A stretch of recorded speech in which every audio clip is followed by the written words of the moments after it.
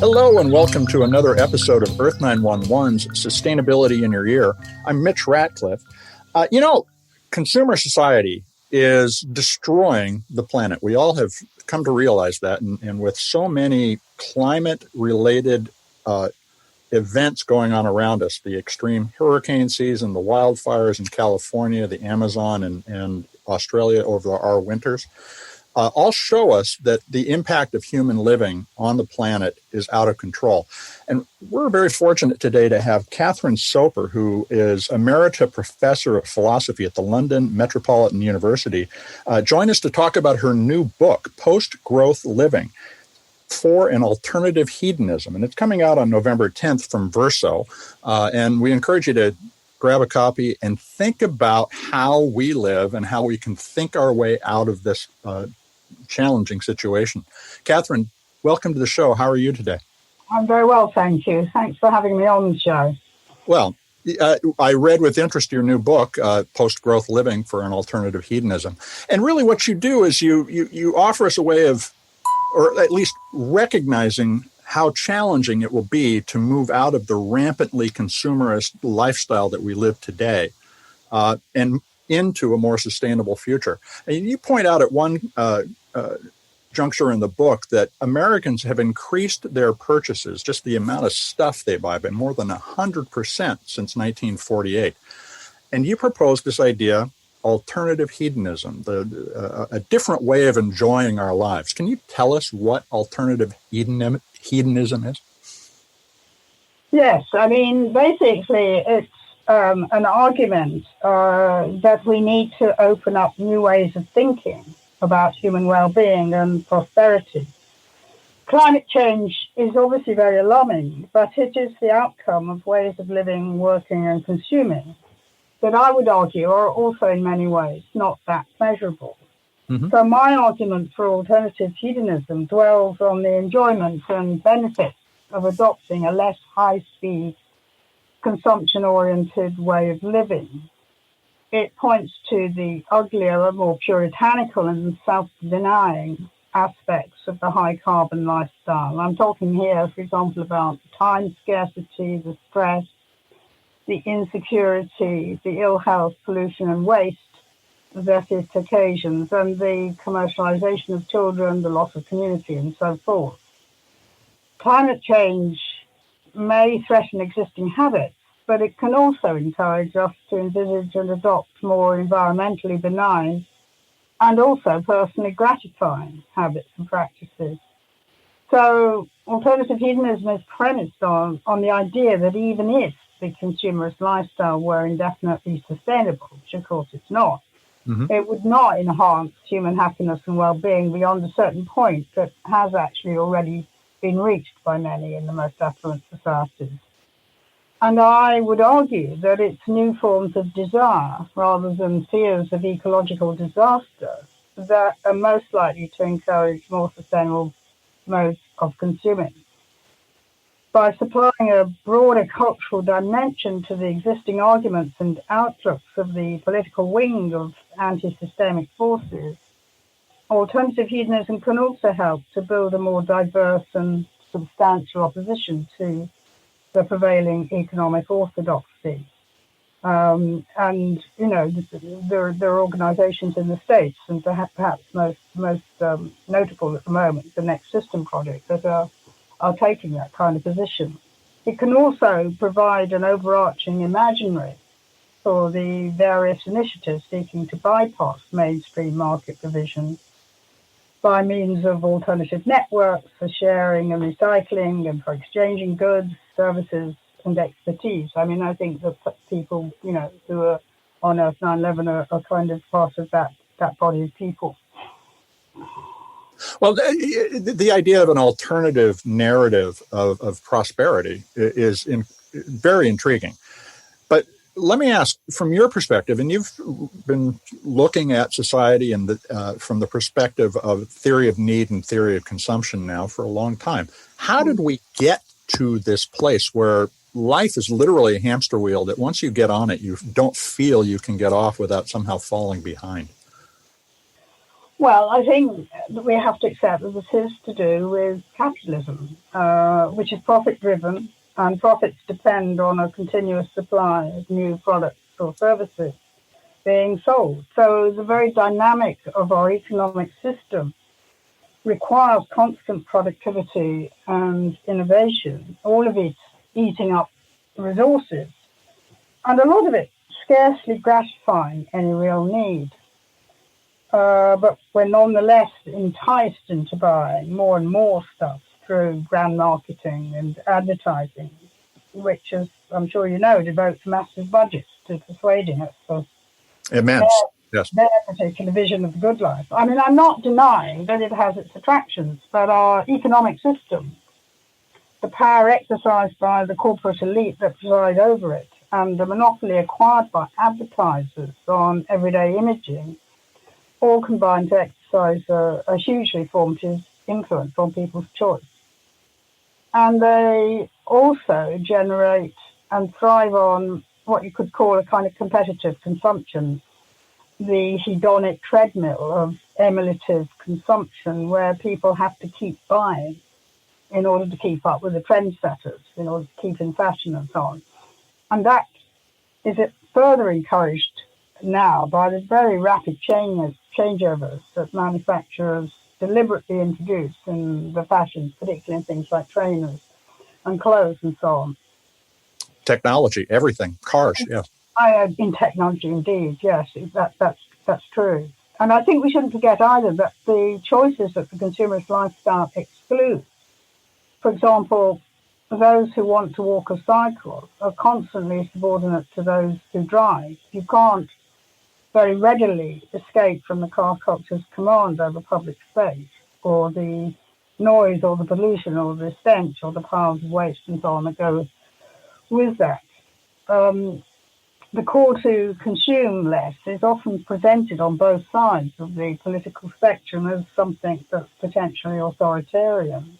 Mm-hmm. But it seems to me we need now to recognise that the market itself has become something of an authoritarian force, commanding us to sacrifice or marginalise whatever's not really commercially viable. And that's condemned us to very long hours of often quite boring work. You know, we're all caught up, as you say, in a kind of work and stone spiral here. Well, let me ask, in the midst of COVID-19, which has changed so much of daily life, and when it's clear that essential workers, the people who deliver our food or pick our food or wire our homes to the electric grid, and often are the least well-paid amongst society, are being forced to expose themselves to the risk of COVID-19 in order to keep the rest of us connected and fed. Does this present us an opportunity to rethink how people are compensated based on the core value of what they're doing versus the marketed value of what they're doing? Well, you're certainly right. I think that the pandemic has exposed who are really the essential as opposed to the more parasitic or less needed workers. I mean, we're talking about the nurses and carers, the emergency staff, the shopkeepers, those delivering goods, as you say, and so on. And these, of course, these people have perennially been the least well-paid, the lowest in status. So I think, yes, our social reliance on them for fundamental goods and services should certainly be better rewarded and be made the basis for rethinking compensation. But I don't think it's likely to be within our current economic order. But if there were a future, if there were in the future to be more of a mandate for a revised system, then of course more recognition could, and I would argue should be given to those whose services are most needed. I mean, there's no law of nature preventing that kind of revaluation, but it has got to be something that people themselves want to promote. Well, yeah, at one point in the book, you talk about the fact that we need to undertake an ambitious cultural project that, amongst other things, mocks and subverts the advertising messages that we have come to respond to as though they are the authoritarian voice telling us what to do. Now, and many years ago, Adbusters, a Vancouver-based activist group, started to use advertising as a way of subverting the advertising message. This really seems to depend on individual consumers making choices about different values, but also projecting that to the companies that they want to receive different and more sustainable things from. That requires a new way of thinking about organizations, both political and economic organizations. Do you have ideas about what kinds of communities and organizational changes that we need to put into place in order to begin this dialogue in a really meaningful way? I'm not sure I've got a lot to add to those who are already involved in this kind of attempt to, shift the direction of consumption. But so I would say I think that we need to draw on existing countercultural and anti-systemic movements and campaigns. I'm thinking here of those, for example, concerned with improving democratic participation in political decision-making, mm-hmm. and those pressing for improved environmental policies and a greened economy. But I think in the end, the sort of changes that you're talking about are only likely to come about with more national support and representation. And that in that sense, we probably need a political formation, a party or alliance of parties committed to a dialogue with the electorate and ready to supply a forum for debate, whether it took the form of citizens' assemblies or whatever. And the debate, I think, should be about what we understand by prosperity, what we understand by progress or development in an era of catastrophic climate change. Hitherto, it seems to me, political parties have been divided over the means to what has been largely commonly agreed set of ends about those issues. In other words, economic growth measured by GDP, full employment, enhanced living standards as defined in consumerist terms. But what we need now, I think, is to debate the ends themselves. In other words, to be provided with opportunities, both in our local communities and at the national, and indeed, ultimately, international level. We need to have a talk about the purposes of all our wealth creation, about alternative conceptions of value and the good life, and what is essential to our prosperity in that sense. I think that's something that would help quite a bit, to carry forward the sort of shifts you're talking about. So, if the messaging that this movement puts out there emphasizes, for instance, gross domestic happiness versus gross domestic product, which includes a variety of other metrics around the pace at which we live, our health as a result of the way we live improving because we're less stressed, we're eating better, and so forth. Those messages need to come head to head with the consume more growth for growth stake messaging that we see every day in the media. But the question for me then is, are the political parties that you just mentioned a moment ago, they're organized along hierarchical models, capable of leading the kind of dialogue that you're talking about, or do we need really something new like the citizen assemblies that you mentioned? Well, I think we do need something new. And in fact, I don't know what it's like in the States, but certainly there is some recourse now being advocated to citizens' assemblies by the Labour Party and the Green parties here, I think. But I think the problem, in a way, is that climate change is such a pressing issue that we've got rather little time, and that we may find we really have to work with the political institutions that we have, however imperfect, and hope that they can be reformed in the process. Having said that, I think we also have to recognize that there can't be any ecological salvation without a simultaneous commitment to reducing and eventually eliminating the huge social economic inequalities in affluent societies. And it's also clear that the dynamic of unfettered neoliberal style capitalism is ultimately, and possibly in the not very long term, incompatible with sustainability. A concerted transnational project to bring neoliberal globalized capitalism under a more social democratic form of governance must now, I think, be a priority of all parties and movements around the world, especially in Europe and America, seeking to redress climate change. And eventually, I would argue, an economic and financial order not dependent on endless growth will have to be designed and implemented. And therefore, I think it is the state at local, regional, national, and transnational levels that will surely have to lead and manage much of that kind of change. I don't myself see how there could be any other agent of so momentous green renaissance. But the condition of the emergence of that form of governance is a mandate for its policies, and that in turn presupposes electoral support, which in turn will ideally have been shaped by a sort of greening of top-down policy interventions in the here and now. There needs to be a sort of preparation, and existing government and its institutions have a key role to play here.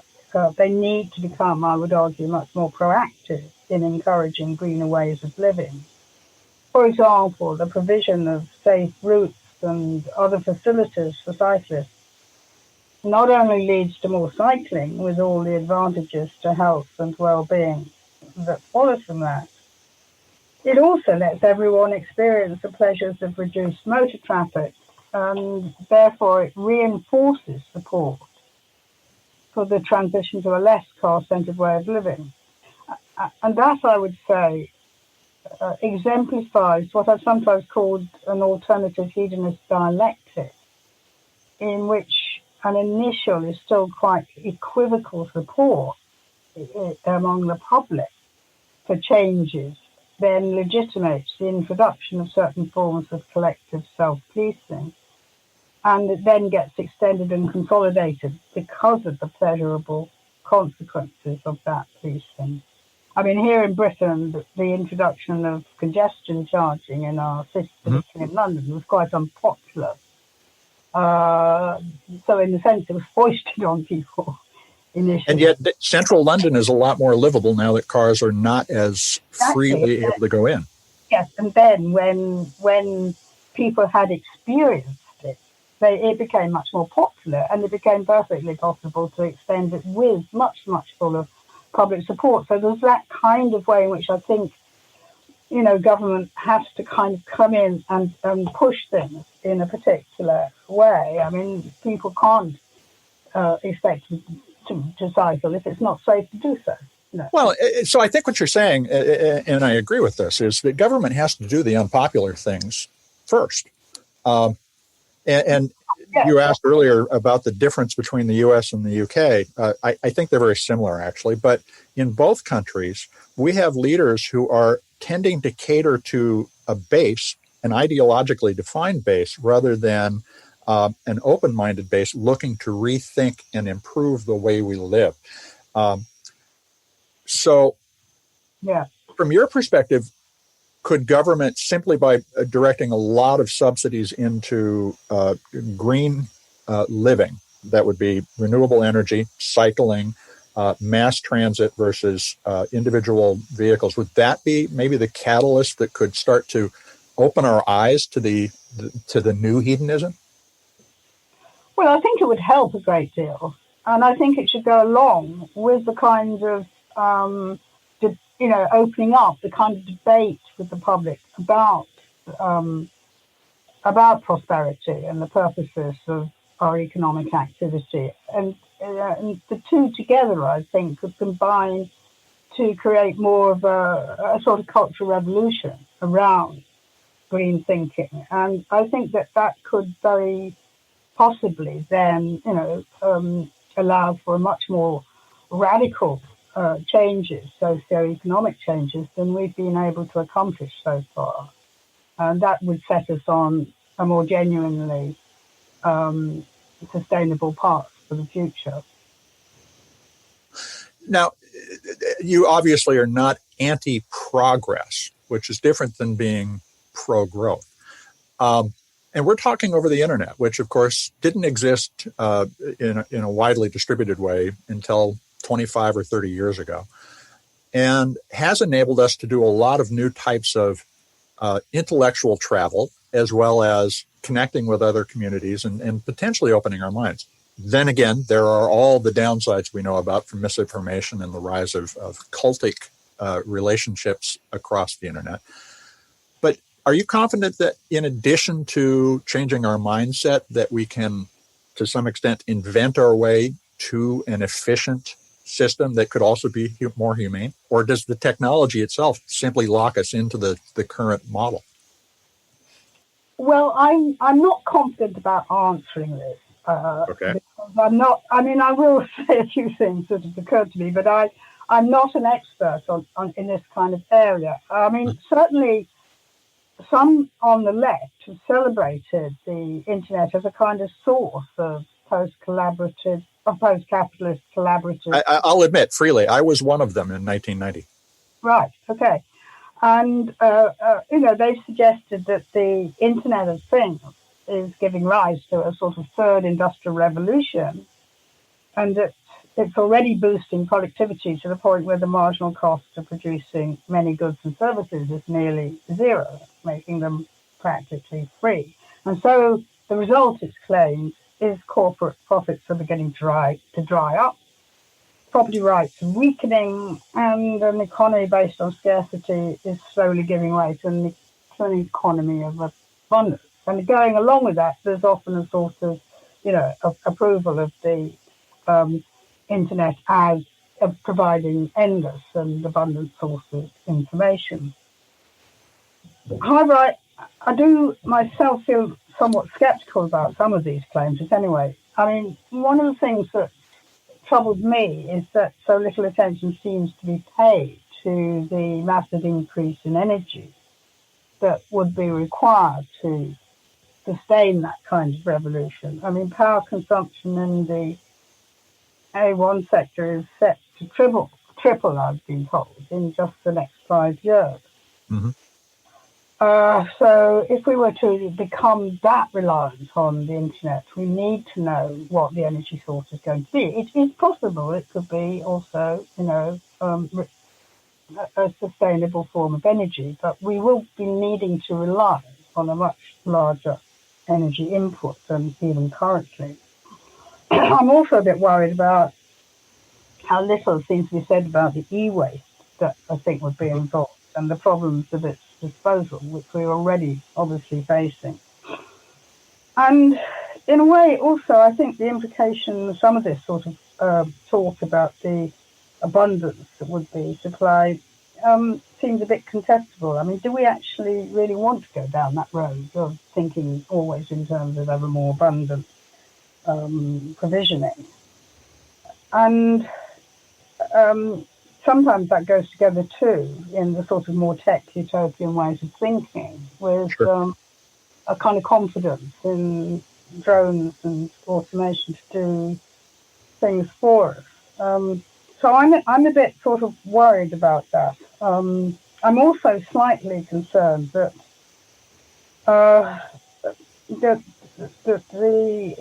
the sorts of claims that are made for the positive impact of artificial information on human subjectivity and culture are not really, persuasive. I mean, information, however complex, is not quite the same as knowledge or intelligence. And acquiring and sharing it online is not the same as gaining intellectual skills or practical know-how through experience or learning in person from an expert practitioner. Mm-hmm. So I would say that intellectual and cultural knowledge of the kind we used to acquire offline at a slower pace in a less distractible and distracted mode are under threat with the sort of emergence of the new waste data, often in unmanageable quantities as it comes online. So I think you're right. There are great pluses, I think, to the internet and what it can do for us, and I think we're completely dependent for it on this conversation now. But there are also some downsides, and there are commentators too who have said, I think, that the faith in the democratization of the internet it just underestimates the power and control exercised by the AI giants, and there is some truth in that. I think we need to think through how we could actually put that more on the surface. Well, and certainly what the internet is doing to the American election this season and in 2016 it perfectly proves that we have to take this not whole cloth unquestioned. We have to be very critical. And just to share an example I ran into in the last week, a team at the University of Washington has developed plastic that can power itself and communicate on the Internet of Things. Of course, that reinforces the value of using plastic, particularly single-use plastic. They literally describe you'll power your laundry detergent bottle to tell whether or not it's empty and reorder itself simply by unscrewing the cap. We don't need that much more plastic in our lives. On the other hand, if we measure everything, there are benefits in terms of efficiency. But we have to choose where the line between givens in our lives. Oh, we all use plastic that is part of the Internet of Things, being one of those types of givens we're being asked to accept now, need to be critically adopted rather than adopted unquestioningly. And what I like about your concept of alternative hedonism most particularly is that it does depend on individual choice. And so my most significant philosophical influence is Albert Camus. And he wrote in his notebooks, freedom is not hope for the future. It is the present and the harmony of people and the world in the present, which conveys this idea that freedom includes responsibility and accountability to others and the environment. And so what I wanted to ask you to close out this conversation is, how do you define freedom, and how do you think that we can increase freedom by applying the alternative hedonistic idea in our lives? Well, that's a very big question. I'm not sure I can engage in defining freedom in a very satisfactory way here. It's a very complex issue, but sure. I do think, to follow up on Camus' sense that freedom is something that we have to see as sort of, operant in the present rather than a promise for the future, I would say that I think time scarcity has to be seen as a major constraint on personal liberty, in the sense that the more caught up you are in work, the less time you have to envisage alternative ways of living, or to acquire insight upon or formulate any form of political resistance to the existing system. In other words, through its theft of time and energy, consumer culture acts, I think, as a major deterrent to the development of free thinking and the critical opposition that might go with that.